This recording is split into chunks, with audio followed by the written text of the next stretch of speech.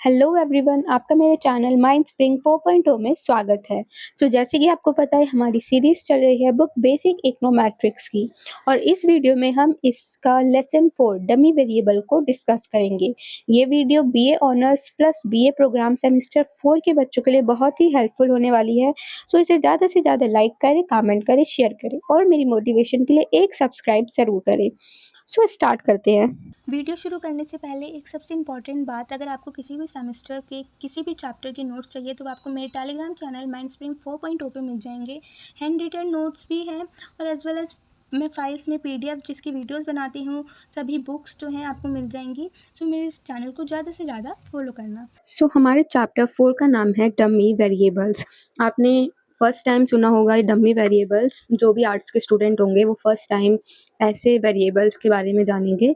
मैं बेसिक से लेवे आपको क्लियरिटी पूरी इन्फॉर्मेशन दूंगी कि डमी वेरिएबल होता क्या है।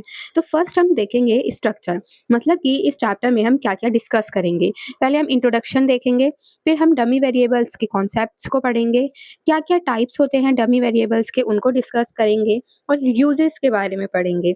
मतलब कि डमी वेरिएबल्स को एक एक करके, पहले वो होता क्या है, उसके कॉन्सेप्ट्स क्या होते हैं, टाइप्स क्या होते हैं, यूज क्या होते हैं, फंक्शनल फॉर्म्स क्या होती हैं, इन सबको क्या है हम डिटेल से इस चैप्टर में डिस्कस करेंगे। स्टार्ट करते हैं।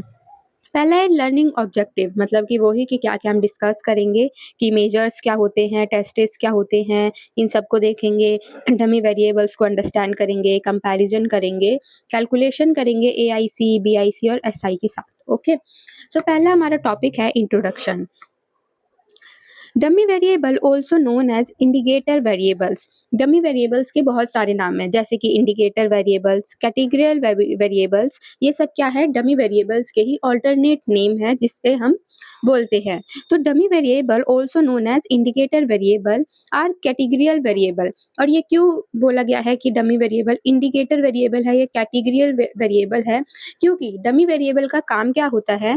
फॉर एग्जाम्पल, हमारी कोई जनता है, ठीक है, पॉपुलेशन है, और उसमें हमें कुछ कैटेगरी के लोगों का वेरिएबल निकालना है, कुछ ही कैटेगरी के लोगों का वेरिएबल निकालना है। इसको ही हम बोलते हैं डमी वेरिएबल।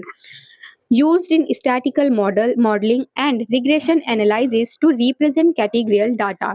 मतलब कि डमी वेरिएबल क्या है, एक स्टैटिकल मॉडलिंग है जो रिग्रेशन एनालाइज को रिप्रेजेंट करने के लिए कैटेगरियल डाटा बनाती है। मतलब कि कुछ स्पेसिफिक चीजों को जब वो एनालाइज करती है तो उसको हम क्या कहते हैं, डमी वेरिएबल कहते हैं। आई होप आपको समझ आया होगा कि डमी वेरिएबल्स होते क्या हैं। डमी वेरिएबल्स जो होते हैं वो बाइनरी होते हैं। बाइनरी मीन्स जो इनका आंसर होता है वो 0 या 1 के बीच में ही आता है, 0 होगा या 1 होगा, ठीक है। नेक्स्ट पॉइंट क्या है, in regression dummy variable incorporate category information. मतलब कि डमी वेरिएबल्स क्या होते हैं, इनकॉर्पोरेट होते हैं। फॉर एग्जाम्पल, हमने दो कैटेगरियल वेरिएबल लिए जेंडर्स के, मेल और फीमेल।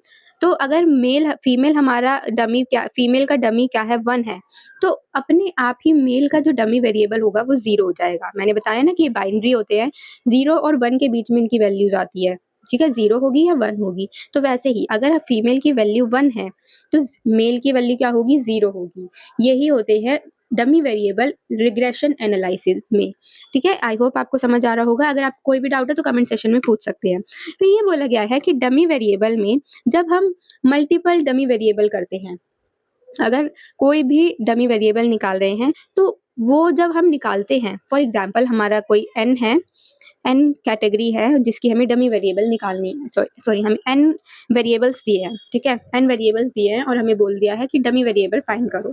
तो हम क्या करेंगे, डमी वेरिएबल फाइंड करने में क्या फॉर्मूला यूज करेंगे, n-1। मतलब कि जो जितने भी हमें वेरिएबल्स दिए हैं उनमें से एक कम रखेंगे और उन सब का क्या है, डमी वेरिएबल निकालेंगे।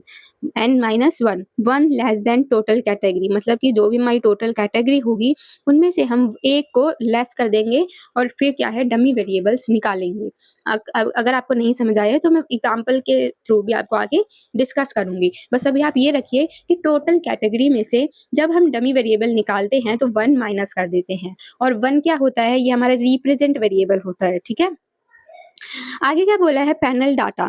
Panel data involves multiple entities over time.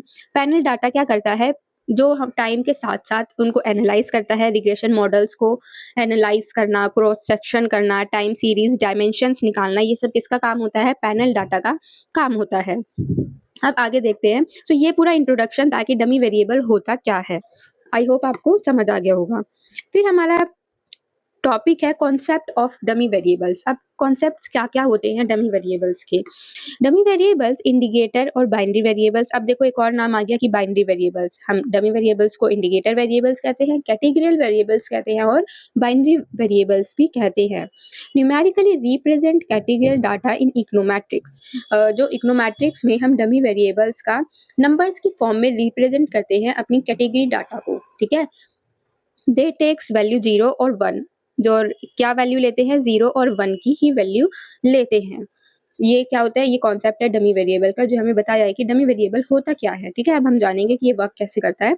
और उससे पहले एक और इम्पॉर्टेंट चीज, useful when qualitative data can't be used directly in mathematical model. हमें कोई मैथमेटिकल मॉडल्स दे दिया है तो डमी वेरिएबल यूज होता है जब उसके हमें क्वालिटेटिव डाटा निकालना हो। क्वालिटेटिव डाटा हम नहीं निकाल पा रहे हैं डायरेक्टली मैथमेटिकल मॉडल में, तो हम डमी वेरिएबल का यूज करते हैं और 0 और 1 के वैल्यू में उसको हम कैटेगराइज करते हैं, ठीक है। आई होप आपको समझ आया होगा। फॉर अब हमें बोला है कि हाउ डमी वेरिएबल्स वर्क। अब डमी वेरिएबल्स वर्क कैसे करते हैं? तो पहला है बाइनरी रिप्रेजेंटेशन। बाइनरी रिप्रेजेंट मतलब जब हमें दो कैटेगरीज दी है और उसमें हमें डमी वेरिएबल निकालना है। For category variable with 2 categories, ठीक है, 2 कैटेगरीज दी है जैसे कि येस और नो, मेल और फीमेल, बॉय एंड गर्ल। तो जब भी दो हमें कैटेगरी दी हो तो उसको हम क्या कहेंगे? बाइनरी रिप्रेजेंटेशन कहेंगे। और इसमें क्या होता है कि अगर हमने मेल को 0 ले लिया है तो फीमेल 1 होगी, अगर फीमेल को 0 ले लिया है तो मेल 1 होगा। बाइनरी रिप्रेजेंटेशन में डमी वेरिएबल ऐसे ही फाइंड होता है जैसे कि ये बताया गया है डाटा शीट में। ये हमारे जेंडर्स हैं और ये मेल है। अब आप यहाँ देख रहे होंगे कि यहाँ सिर्फ मेल का रिप्रेजेंटेशन है, फीमेल नहीं है। तो मैंने क्या बताया था? टोटल कैटेगरी में से हम 1 माइनस कर देते हैं और उसका डमी वेरिएबल निकालते हैं। इसको ही ऐसे ही निकालते हैं, ठीक है। टोटल कैटेगरीज कितनी थी? 2 थी और हमने -1 किया, कितना आया? 1। तो हम 1 का डमी वेरिएबल निकालेंगे, ठीक है। अब सेकंड है हैंडलिंग मल्टीपल कैटेगरीज। हमने देखा कि बाइनरी कैटेगरी में 2 ही हमें कैटेगरीज दी थी। अगर हमें बहुत सारी दी हैं तो हम क्या करेंगे? मल्टीपल डमी वेरिएबल्स का यूज करेंगे। हमें n कैटेगरीज में से n-1 कर देंगे। जैसे कि फॉर एग्जाम्पल हमें कैटेगरीज दी है हाई स्कूल की, बैचलर्स की और मास्टर्स की। तो हम क्या करेंगे? अब हमें ये एजुकेशन लेवल दिया है, अब ये 3 दिए हैं हमें, तो हम n-1 कर देंगे और 2 आंसर आएगा हमारा, उसकी हम डमी वेरिएबल निकालेंगे और सबकी वैल्यूज क्या आएगी? 0 या 1, ओके। अब हमारा नेक्स्ट कॉन्सेप्ट ये बोला है अवॉइडिंग मल्टीकुलरिटी। इसका मतलब क्या होता है? Included dummy variable for all category without omission causes perfect correlation issue. Omitting one category avoid this. इसमें बोला है कि डमी वेरिएबल में जब हम ऑल कैटेगरीज का वेरिएबल निकालते हैं तो परफेक्ट कोरिलेशन में इशू आते हैं और उसको हमें क्या करना चाहिए? अवॉइड करना चाहिए उस चीज को, ठीक है। जो हम n-1 ले रहे हैं तो उसमें कोई भी मल्टीकुलरिटी का इशू आ सकता है, तो हम उसको क्या करते हैं? अवॉइड करते हैं, ठीक है। सो ये थे कॉन्सेप्ट्स डमी वेरिएबल के। आई होप आपको समझ आए होंगे, ठीक है। अब हमारा नेक्स्ट टॉपिक है टाइप्स ऑफ डमी वेरिएबल। क्या क्या टाइप्स होते हैं? सो डमी वेरिएबल रिप्रेजेंट करता है कैटेगरी डाटा को, ओके। अब फर्स्ट है binary dummy variable. Binary dummy variable, types of dummy variable में पहला वेरिएबल वो होता है बाइनरी जिसमें हमें 2 ही कैटेगरीज दी होती है और उनका ही हमें डमी वेरिएबल निकालना होता है। 2 कैटेगरीज जैसे मेल, फीमेल, बॉय, गर्ल, है ना, ये सब। वेरिएबल जेंडर हमें डमी वेरिएबल डी, इसमें आप देखो डमी वेरिएबल दिया है ना डी, तो डी हमें मेल दिया है जो 1 है और फीमेल क्या हो जाएगी? 0 हो जाएगी। बस यही होता है डम, ठीक है। फिर अगर हमें मल्टी कैटेगरी डमी वेरिएबल कैसे निकालेंगे? मैंने क्या बताया था? 2 से ज़्यादा कैटेगरी वेरिएबल, 2 से ज़्यादा कैटेगरीज हैं तो हम n-1 लेंगे, ठीक है। n यहाँ पे k बोला गया है तो चलो n-1 कर देंगे और उसका हम डमी वेरिएबल निकालेंगे। अब जैसे कि यहाँ पे एग्जांपल दिया है regional variable with north south east, create D south and D east north in reference. इसमें क्या बोला है कि हमें कैटेगरी डाटा क्या दिया है? नॉर्थ दिया है, साउथ दिया है और ईस्ट दिया है, 3 दिए हैं, तो हम n-1 में 3 - 1 कर देंगे, 2 आया। तो हम 2 को क्या लेंगे, 2 का डमी वेरिएबल निकालेंगे, डी साउथ और डी ईस्ट ले लिया। इन्होंने नॉर्थ नहीं लिया ना, तो नॉर्थ क्या हो जाएगा, हमारा रेफरेंस हो जाएगा, ठीक है। जो हम 1 माइनस करते हैं, वो 1 जो वेरिएबल होता है वो हमारा रेफरेंस होता है। आई होप आपको समझ आया होगा। अब मल्टी कैटेगरी को हम कैटेगरी डमी वेरिएबल को हम ऐसे सॉल्व करते हैं, ठीक है। अब हमारा आता है interaction dummy variable. Interaction dummy variable क्या होता है, use to model interaction between 2 और more categorical variable by multiplying corresponding dummies. इस डमी वेरिएबल में हम इंटरेक्शन देखते हैं दो से ज्यादा वेरिएबल्स के बीच में। फॉर एग्जाम्पल जैसे वेरिएबल ए और बी दिया है, ठीक है, विद कैटेगरी A2। अब हमें ए के भी पार्ट दे दिया, A2 भी वेरिएबल है, A1 भी वेरिएबल है, B1 भी वेरिएबल है, B2 भी वेरिएबल है। अब इन सब के बीच में हम इंटरेक्शन जो देखते हैं डमी वेरिएबल्स, उसको ही हम कहते हैं इंटरेक्शन डमी वेरिएबल, ठीक है। अब फोर्थ टाइप है इंटरसेप्ट डमी वेरिएबल। इंटरसेप्ट का मतलब आपको पता होगा, अगर आपने जो मेरी प्रीवियस वीडियो है इस सीरीज की वो देखी होगी। अगर नहीं देखी है तो आप जल्दी से जाइए पहले उन्हें देखिए, क्योंकि अगर आप सीरीज वाइज चलेंगे ना तो आपको एक भी डाउट नहीं होगा इस कोई भी चैप्टर से रिलेटेड। अगर आप सीरीज से नहीं चल रहे हैं तो डाउट्स आपके क्रिएट हो सकते हैं, क्योंकि सभी चैप्टर्स क्या है, रिलेटेड है, एक दूसरे से इंटरकनेक्टेड है। लाइन वाइज आप देखिए, अगर आपको नहीं समझ आ रहा है तो आप मेरे से कमेंट सेशन में पूछ सकते हैं, ठीक है। और अगर आपको वीडियो अच्छी लग रही है तो लाइक कमेंट शेयर जरूर करना, और ऐसी ही वीडियोस के लिए सब्सक्राइब भी। सो इंटरसेप्ट डमी वेरिएबल ये होता है one category choose as reference. हमने एक कैटेगरी जो है रेफरेंस के लिए चूज कर ली, वो सभी में करते हैं हम। Dummy variable represent other. जो डमी वेरिएबल होता है हमारे इंटरसेप्ट में, वो क्या करता है, रिप्रेजेंट करता है अदर को। फॉर एग्जाम्पल जो हमारा इंटरसेप्ट होता है, इंटरसेप्ट क्या होता है, जो हमारी एक्सपेक्टेड वैल्यू होती है वो क्या हो, 0 हो। हमने एक इक्वेशन देखी थी, beta 0 plus beta 1 into x1 plus beta 2 x2। ये हमने इक्वेशन देखी थी अपनी प्रीवियस वीडियो में, ठीक है। इस इक्वेशन का क्या नाम होता है ये आप मेरे से कमेंट सेक्शन में बताना, ठीक है। अब इसमें बोल रहा है कि जो हमारी एक्सपेक्टेड वैल्यू होती है, मतलब कि ये क्या होती है, इंडिपेंडेंट वैल्यूज भी होती हैं और ये डिपेंडेंट वेरिएबल होता है, ठीक है। तो अगर ये 0 होती हैं तो y हमारा क्या हो जाता है, इंटरसेप्ट हो जाता है, ठीक है। अगर ये 0 हो जाती हैं तो y हमारा क्या हो जाएगा, इंटरसेप्ट हो जाएगा। और यहाँ पे जो बीटा 0 होता है वो हमारा होता है रेफरेंस, ठीक है। सो यही बोला गया है, जब हमारी एक्सपेक्टेड वैल्यू 0 होती है तो उसको हम कहते हैं इंटरसेप्ट डमी वेरिएबल, ओके। इन्होंने एक कलर का एग्जाम्पल दिया है इंटरसेप्ट में।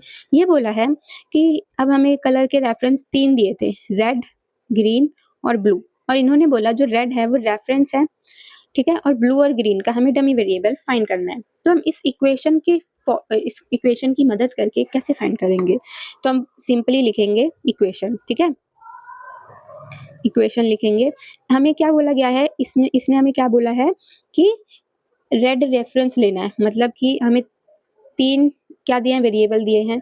तो 3 - 1 करेंगे 2 का हमें डमी वेरिएबल निकालना है, और जो 1 होगा वो हमारा रेफरेंस होता है। तो इन्होंने हमें पहले से ही बोला है कि रेफरेंस हमें रेड कलर को लेना है, तो मतलब कि रेड को हम रेफरेंस लेंगे और ग्रीन और ब्लू को हम इक्वेशन में यूज करेंगे। तो B1 के साथ हम ग्रीन ले लेते हैं, प्लस B2 के साथ हम क्या ले लेंगे, ब्लू ले लेंगे, और फिर क्या लगाएंगे, एरर लगाएंगे, ठीक है। तो हमारी क्या बन जाएगी, ये वाली इक्वेशन बन जाएगी डिपेंडेंट वेरिएबल की। आई होप आपको समझ आया होगा कि इंटरसेप्ट डमी वेरिएबल होता क्या है। अब हमारा वेरिएबल आता है slope dummy variable. Slope dummy variable क्या होता है, कैप्चर डिफरेंसेस। हमारी स्लोप डमी वेरिएबल क्या है, ग्रुप या कैटेगरी के बीच में डिफरेंस को कैप्चर करता है कि दोनों में क्या डिफरेंस है। और इंटरेक्शन विद इंडिपेंडेंट वेरिएबल क्या करता है हमारा स्लोप डमी वेरिएबल, कि जो हमारे ग्रुप्स और कैटेगरी होती है उनके बीच में डिफरेंस को फाइंड करता है, कैप्चर करता है। इसमें इंडिपेंडेंट वेरिएबल भी इंक्लूडेड होते हैं, ठीक है। ये हमें इक्वेशन दी है। अब D1 क्या है, यहाँ स्लोप डमी है, मतलब कि डिफरेंस फाइंड कर लिया ये, और ये मल्टीप्लाई की फॉर्म में क्या लिखा जाता है। अब हमें D1 जो है यहाँ पे स्लोप डमी ले लिया। अब इन्होंने यहाँ पे भी D1 लिया है, ये क्यों लिया है, क्योंकि ये डिफरेंस को कैप्चर कर रहे हैं, ठीक है, इस वेरिएबल और दोनों वेरिएबल के बीच में डिफरेंस को कैप्चर करना है, इसीलिए हमें इस फॉर्मेट में इक्वेशन लिखनी होती है। सो ये होता है स्लोप डमी वेरिएबल। अब हमारा लास्ट एक टाइप है डमी वेरिएबल का, इंटरैक्टिव डमी वेरिएबल। जो स्लोप डमी वेरिएबल होता है और इंटरैक्टिव होता है, ये थोड़ा बहुत सेम ही होता है। मॉडल द इफेक्ट और वन वेरिएबल अक्रॉस डिफरेंट, उन दोनों के बीच में क्या है, डिफरेंस को देखते हैं स्लोप में, और इंटरैक्टिव में ये देखते हैं कि एक वेरिएबल दूसरे वेरिएबल के बीच में क्या इफेक्ट डाल रहा है, क्या कितना रिलेटेड है, कितना वो एक दूसरे पे डिपेंडेंट है, क्या डिफरेंस है, ये फाइंड करता है इंटरैक्टिव डमी वेरिएबल, ठीक है। सो ये था हमारा टाइप्स ऑफ डमी वेरिएबल। यहाँ पे हमारा ये टॉपिक खत्म होता है। अब हमारा नेक्स्ट टॉपिक है use of dummy variable to model qualitative binary और स्ट्रक्चर डाटा। अब हम डमी वेरिएबल का यूज देखेंगे किन किन मॉडल में, क्वालिटेटिव, बाइनरी और स्ट्रक्चरल डाटा में। सो स्टार्ट करते हैं। पहले हम देखेंगे बाइनरी वेरिएबल में कैसे हम यूज करते हैं डमी वेरिएबल्स का, ठीक है। सो एग्जाम्पल ले लिया हमने टू जेंडर्स का। अब बाइनरी में टू ही वेरिएबल्स होते हैं, मेल और फीमेल। तो डमी वेरिएबल हमने क्या लिया है, क्रिएट डमी, जो हमारी फीमेल है वो 1 है और मेल क्या है 0 है। तो हम इसका रिग्रेशन मॉडल में इसको कैसे रिप्रेजेंट करेंगे, y beta 0 plus b1 x1 plus beta 2 gender dummy, ठीक है, जेंडर डमी प्लस ई। हमने यहाँ जेंडर का लिया था तो हमने यहाँ लिखा जेंडर डमी। ये हमारा रिग्रेशन मॉडल होता है जो हम सीख रहे हैं कि रिग्रेशन मॉडल डमी वेरिएबल में कैसे इक्वेशन और डिपेंडेंट वेरिएबल को हम यूज करते हैं, ठीक है। तो average difference between gender categories, जो B2 होता है या डिफरेंस बिटवीन जेंडर कैटेगरी, ये देख रहा है, डिफरेंस देख रहा है, ठीक है। यहाँ पे हमने ये देख लिया कि डमी वेरिएबल में हमने फीमेल जो थी 1 थी, मेल 0 थे। रिग्रेशन मॉडल में उसको कैसे देखेंगे, जिस भी चीज का हम जेंडर का देख रहे थे ना, जेंडर का डमी वेरिएबल निकाल रहे थे, तो यहाँ पे हमने जेंडर डमी क्या है यूज किया है, यहाँ पे फिल किया है फॉर्मेट में, ठीक है, और प्लस ई कर देंगे। ई मीन्स होता है एरर। ये होता है हमारा बाइनरी वेरिएबल्स का यूज हम रिग्रेशन मॉडल में कैसे करते हैं। फिर आता है स्ट्रक्चरल चेंजेस। अब स्ट्रक्चरल चेंजेस कैसे होते हैं, for example data before and after policy. Structural changes में हम ये देखते हैं कि एक हमारा कोई स्टेट है और उसमें हमने कोई पॉलिसी को इम्प्लीमेंट किया है, ठीक है, हमारे स्टेट में हमने किसी पॉलिसीज को इम्प्लीमेंट किया है, तो उस पॉलिसी के पहले क्या हमारे देश का इम्पैक्ट था और बाद में क्या इम्पैक्ट पड़ा, इसको हम कैसे पता लगाएंगे, ये देखना होता है हमें स्ट्रक्चरल चेंजेस में कि क्या क्या स्ट्रक्चर में चेंज आया। अब जो हमने डमी वेरिएबल ले लिया कि जो हमारी पॉलिसी के पहले बिफोर वाला पार्ट था उसको हमने 0 लेट कर लिया, और बाद में आफ्टर क्या हुआ उसको हमने 1 लेट कर लिया। अब इसका हम रिग्रेशन मॉडल में क्या लेंगे, हम देखो दोनों चीज देख रहे हैं, रिग्रेशन वेरिएबल देख रहे हैं कि कैसे यूज होएगा, और डमी वेरिएबल में देख रहे हैं कि कैसे रिप्रेजेंट करते हैं 0 और 1, और फिर हम उसका रिग्रेशन मॉडल देख रहे हैं कि रिग्रेशन मॉडल में हम कैसे डमी वेरिएबल का यूज करते हैं, ठीक है। तो दोनों पे ध्यान देना। अब हम किसका डमी वेरिएबल निकाला है, यहाँ पे हमने पॉलिसी का निकाला है, तो डमी रिग्रेशन मॉडल में हम क्या करेंगे, beta 0 plus B1 X1 plus B2 और पॉलिसी डमी। यहाँ पे हम क्या यूज करेंगे, पॉलिसी डमी। जब हमने जेंडर का डमी वेरिएबल निकाला तो हमने जेंडर डमी लिखा था, अब हम पॉलिसी का यूज कर रहे हैं तो पॉलिसी डमी लिखेंगे। तो ये था हमारा स्ट्रक्चरल चेंजेस, ठीक है। अब आता है इंटरेक्शन। इंटरेक्शन में अब ये देखेंगे model interaction between dummy variable and other variable. Interaction में मैंने आपको क्या बताया था कि दोनों पे जो बिटवीन और पहले, मतलब कि डमी वेरिएबल हमने जो निकाला और जो बाकी के अदर वेरिएबल है उस पर क्या इम्पैक्ट पड़ेगा, उसको हम कहते हैं इंटरेक्शन वेरिएबल कहते हैं। हमने डमी वेरिएबल अभी पहले किसका निकाला था, पॉलिसी चेंज का निकाला था, वही एग्जाम्पल हम ले लेते हैं, ठीक है। पॉलिसी चेंज हमने कर दिया, हमने भाई अपने रीजन में जो है पॉलिसीज को इम्प्लीमेंट किया, ठीक है, और उसी का हम वेरिएबल ले रहे हैं, हम डमी वेरिएबल निकाल रहे हैं, तो उसको हम रिग्रेशन मॉडल में कैसे रिप्रेजेंट करेंगे, इंटरेक्शन में हम ये देखते हैं कि हमने अपने रीजन में पॉलिसी इम्पैक्ट की तो रीजन पे क्या इफेक्ट पड़ा, उसको फाइंड करना उसको कहते हैं interaction variable. Beta 0 plus beta 1 X1 हमने क्या किसकी डमी वेरिएबल निकाला था पॉलिसी का, तो हम पहले क्या लेंगे, बीटा 2 पॉलिसी डमी वेरिएबल।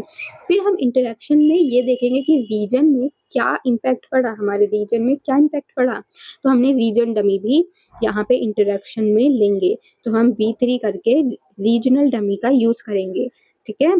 फिर B4 में हम इन दोनों का इंटरेक्शन देखेंगे कि इन दोनों के बीच में क्या इंटरेक्शन हुआ, और एंड लास्ट में क्या करेंगे, एरर का यूज करेंगे। तो ये हमारी रिग्रेशन मॉडल की इक्वेशन बन जाएगी। सिर्फ इंटरेक्शन में ही हम दोनों का क्या देखते हैं, रिलेशन देखते हैं कि क्या इम्पैक्ट पड़ा, ठीक है। तो ये था हमारा इंटरेक्शन वेरिएबल। तो आपको समझ आया होगा कि कैसे हम यूज करते हैं डमी वेरिएबल का अपने रिग्रेशन मॉडल में, ठीक है। अब हमारा ये यहाँ पे टॉपिक खत्म होता है। नेक्स्ट टॉपिक आता है other functional form of dummy variable, और क्या क्या फॉर्म होती है हमारी डमी वेरिएबल्स की। हमने मोस्टली जो इम्पोर्टेंट था वो पढ़ लिया है, अब इसको हम एक बार डिस्कस कर लेते हैं, ठीक है। तो पहला इंटरेक्शन इफेक्ट मैंने आपको बताया। इंटरेक्शन इफेक्ट में यही बोला है कि जो जिन भी वेरिएबल्स का, सोचो हमारी कैटेगरी है ए और बी, तो ए और बी का हम डमी निकालेंगे। फिर ए और बी का क्या इंटरेक्शन है, क्या इफेक्ट पड़ा ए और बी के बीच में, वो B3 में हम निकालेंगे और सिंपली BE लगा देंगे, ठीक है। यही होता है हमारा इंटरेक्शन इफेक्ट। फिर बोला है पीस वाइज लीनियर रिग्रेशन। अब पीस वाइज लीनियर रिग्रेशन क्या होता है, मॉडल्स डिफरेंट स्लोप और intercept for range of an independent variable. इसमें हम ये देखते हैं कि मॉडल डिफरेंट स्लोप और इंटरसेप्ट, मतलब कि जो भी डिफरेंट स्लोप्स होते हैं और जो हमारे इंटरसेप्ट वेरिएबल होते हैं, इंटरसेप्ट कौन से, जिसकी इंडिपेंडेंट वेरिएबल क्या होती है, 0 होता है, जो वैल्यू क्या होती है, 0 होता है। तो डिफरेंट स्लोप और इंटरसेप्ट मॉडल के बीच में जो हम लीनियर रिग्रेशन निकाल रहे हैं, मॉडल निकाल रहे हैं, उसको हम कहते हैं पीस वाइज लीनियर रिग्रेशन। इसका भी थोड़ा थोड़ा सेम ही होता है इंटरैक्टिव डमी वेरिएबल की तरह, ठीक है। सो आई होप आपको समझ आया होगा। फिर आता है पॉलिनोमियल रिग्रेशन। जब हमें डिफरेंट डिफरेंट पॉलिनोमियल डिग्रीज को रिप्रेजेंट करना होता है डमी वेरिएबल में, उसको हम कहते हैं पॉलिनोमियल रिग्रेशन। जब हम डिफरेंट डिफरेंट पॉलिनोमियल डिग्रीज को रिप्रेजेंट करते हैं डमी वेरिएबल्स में, और उन डमी वेरिएबल्स के का जब हम रिलेशन निकालते हैं रिग्रेशन मॉडल में, उसको हम क्या कहते हैं, पॉलिनोमियल रिग्रेशन, ठीक है। ये होती है उसकी equation, beta 0 plus beta 1x plus beta 2x2। Beta 3 में हम डमी इंडिकेटर ले लेते हैं, बीटा 4 में हम जो भी हमारी पॉलिनोमियल डिग्रीज होती हैं फिर हम उनको लगाते रहते हैं, ठीक है। जैसे हमें इक्वेशन से पता चल रहा है कि यहाँ पे इन्होंने 2 डमी वेरिएबल्स को दिया था, ठीक है। तो डमी वेरिएबल का जब इन्होंने 2 लिए तो 2 के ही इन्होंने इंडिकेटर भी लगाए, ठीक है। फॉर एग्जाम्पल 3 है यहाँ पे, B0, B1 और B2। अब B1 का फिर पहले इन्होंने डमी इंडिकेटर किया, फिर B2 का इंडिकेटर किया, फिर B3 का इंडिकेटर किया, ऐसे ही B5 बन गए और लास्ट में एरर निकाल दिया, ठीक है। और पॉलिनोमियल रिग्रेशन में हम डमी इंडिकेटर को 1 लेते हैं जब पॉलिनोमियल टर्म हो, ठीक है। इक्वेशन में जब पॉलिनोमियल टर्म हो तो हम डमी इंडिकेटर 1 लेंगे, अदरवाइज 0 लेंगे, ठीक है। अब हमारा नेक्स्ट है seasonal dummy variable. Seasonal dummy variable में जब हम सीजन के अकॉर्डिंग सीजन्स का डमी वेरिएबल निकालते हैं तो उसको हम सीजनल डमी वेरिएबल कहते हैं। सीजन जैसे टाइम सीरीज के साथ विंटर का, स्प्रिंग का, समर का, फॉल का, जब इनका हम डमी वेरिएबल निकालते हैं तो उसको हम सीजनल डमी वेरिएबल्स कहते हैं। तो यहाँ पे हमारे other functional form of dummy variables खत्म होता है और हमारा नेक्स्ट टॉपिक है रिस्पॉन्स रिग्रेशन मॉडल। अब ये क्या होता है, अब इसमें हम ये देखेंगे कि जो भी हमारे क्वालिटेटिव रिस्पॉन्स मॉडल होते हैं उनका हम कैसे यूज करते हैं डिपेंडेंट वेरिएबल में, जब 2 पॉसिबल आउटकम्स हो, कि 2 क्वालिटेटिव आउटकम्स होंगे, मतलब कि क्वालिटी को डिफाइन कर रहे होंगे, उनको हम रिस्पॉन्स रिग्रेशन मॉडल में देखते हैं। जैसे कि फेलियर और सक्सेस ले लिया हमने, पास फेल ले लिया। तो इन जब ऐसे ही कुछ क्वालिटेटिव टर्म्स को हम डमी वेरिएबल में फाइंड करते हैं तो उसको हम रिस्पॉन्स रिग्रेशन मॉडल में देखते हैं। अब पहला है logistic regression. Logistic regression statistical method है जब हम प्रिडिक्ट करते हैं प्रोबेबिलिटी ऑफ बाइनरी आउटकम्स। जैसे हम प्रिडिक्ट कर रहे हैं भाई प्रोबेबिलिटी, जैसे प्रोबेबिलिटी हम काउंट करते हैं ना, सेम वैसे ही 0 और 1 के बीच में हम फाइंड कर रहे हैं, तो उसको हम लॉजिस्टिक रिग्रेशन कहेंगे। अब इसका फंक्शन क्या होता है, पी वाई इक्वल्स टू 1, जो पी वाई इक्वल्स टू 1 मतलब कि हम प्रोबेबिलिटी ऑफ डिपेंडेंट वेरिएबल क्या ले रहे हैं, 1 ले रहे हैं, ठीक है। तो 1 अपॉन में ब्रैकेट 1 प्लस ई ही स्क्वायर, ठीक है, माइनस, और जो हमारी सिंपल इक्वेशन होती है उसको लिख देंगे, ठीक है, जो हमारी लीनियर रिग्रेशन मॉडल की इक्वेशन होती है फिर हम वो लिख देंगे। ये होता है लॉजिस्टिक फंक्शन, ठीक है, किसमें, लॉजिस्टिक रिग्रेशन में।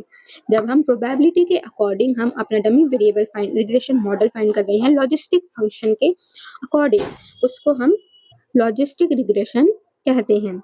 अब कुछ टर्म्स बताई हैं, जैसे इंटरप्रिटेशन का मतलब क्या होता है, जब coefficient reflect change in odd dependent variable, जो हमारे कोफिशिएंट है वो ऑड्स डिफरेंट वेरिएबल हो, ठीक है, ऑड रेशियोज के बारे में बताया है, बाइनरी आउटकम्स के बारे में, ये मैंने लिखा हुआ है, ये आप सिंपली सिर्फ पढ़ लेना, ठीक है।